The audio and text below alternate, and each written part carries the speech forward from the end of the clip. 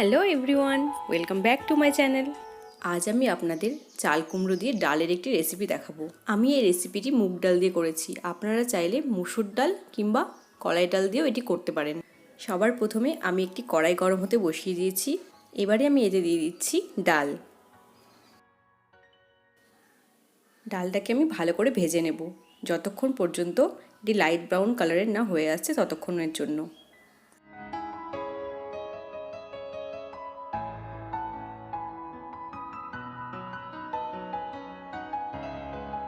এবারে দেখুন ডালটা ভালো করে ভাজা হয়ে গেছে।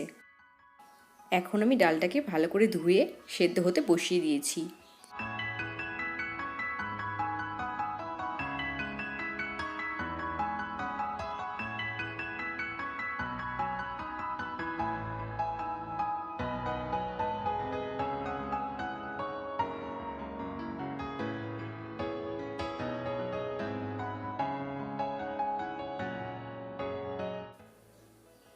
এবারে ডালটা প্রায় অর্ধেক সেদ্ধ হয়ে এসেছে। এতে আমি দিয়ে দিচ্ছি টুকরো করে কেটে রাখা চাল কুমড়ো।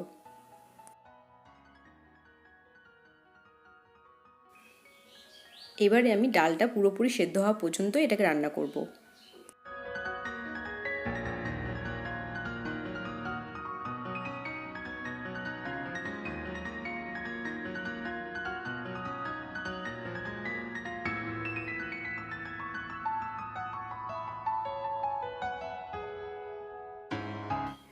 এখন ডাল পুরোপুরি সেদ্ধ হয়ে এসেছে, গ্যাসটাকে বন্ধ করে দিচ্ছি।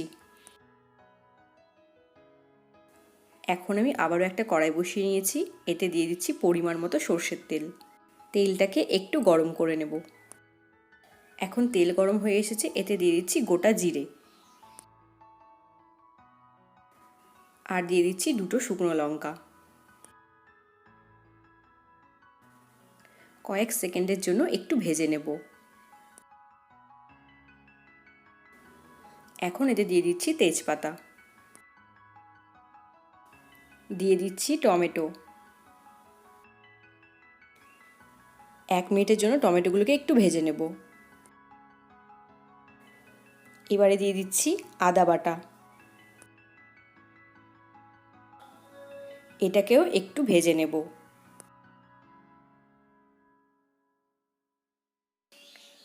এখন দিয়ে দিচ্ছি হলুদ গুঁড়ো,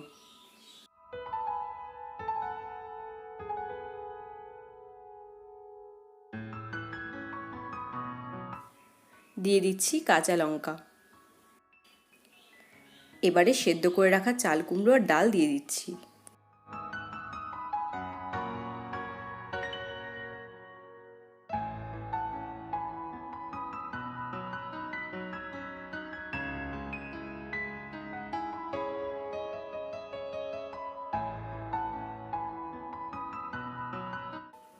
এখন দিয়ে দিচ্ছি স্বাদ মতো লবণ।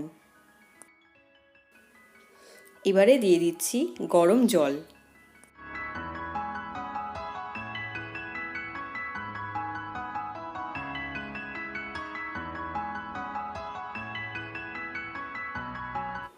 এখন এটাকে 3 থেকে 4 মিনিটের জন্য ভালোভাবে ফুটিয়ে নেব, যাতে চাল কুমড়ো পুরোপুরি সেদ্ধ হয়ে যায়।